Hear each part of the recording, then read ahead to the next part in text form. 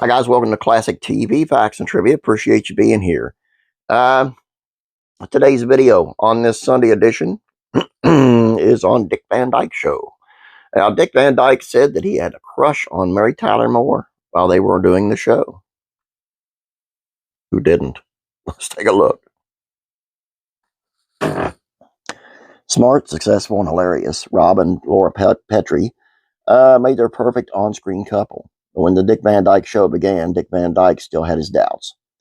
In his book, My Lucky Life in and Out of Show Business, Van Dyke described his first interactions with Mary Tyler Moore, who he immediately loved as a person, but perhaps not so much as an on-screen wife. He wrote, "What wasn't to love? I adore her from the moment we were introduced. I think both of us had each other at hello, but I still had a couple of problems."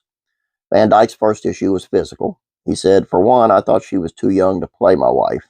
She was 12 years younger than I was, though at the time went by, no one ever noticed or mentioned that fact. Even I forgot about it." The other issue was a bit more important for a show like the Dick Van Dyke Show. He said, "During our initial read-throughs of the first episode titled The Sick Boy and the Sitter, I was concerned that Mary wasn't much of a comedian. Today, to worry that Mary Tyler Moore wasn't a comedian is so funny. You could call yourself a comedian." Even Van Dyke acknowledged it in his book as he wrote, "It is hard to imagine. Still, he was able to explain his reasoning. She was stiff, proper, polite. She didn't seem to have much of a funny bone.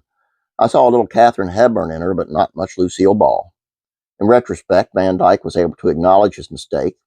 He wrote, "Of course I was wrong.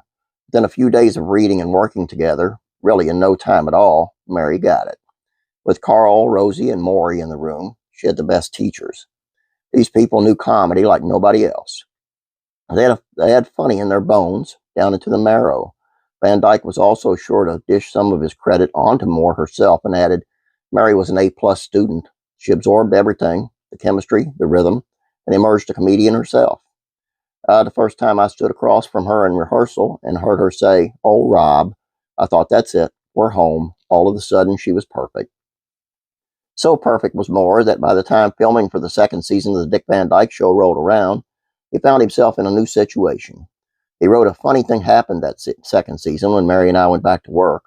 We couldn't stop giggling when we were around each other. Part of it was the joy of being back together with everyone and getting to continue the series, but our giggling continued past the first episode or two. So hefty was the issue that Van Dyke decided to ask a friend of his that was a psychiatrist. The prognosis," Van Dyke wrote, he stated, "that was patently obvious. Dick, you've got a crush on her." Put my head in my hands and laughed. Of course I did. Who didn't adore Mary?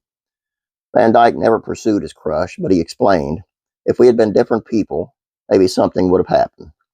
But neither of us was that type of person. Still, we're stuck on each other." Van Dyke and Moore remained close throughout the show's airing, and even after it had finished its run. And perhaps the show was better for Van Dyke's crush because it meant that the love between Rob and Laura that we saw in the show, in some ways, was real. There you go. Not a huge fan of the Dick Van Dyke Show. I like the Dick Van Dyke Show. I think he is just naturally funny, and I thought that they had great chemistry, him and Mary Tyler Moore. I was more of a fan of Maury Amsterdam and Rosemarie. I just thought that's always the way it is on most TV shows, though. The supporting cast is what I find funny. Anyway, that's all I have for you. I'll let you know that classic rock and country music facts and trivia be back tomorrow. Beverly Hillbillies facts and trivia be back tomorrow.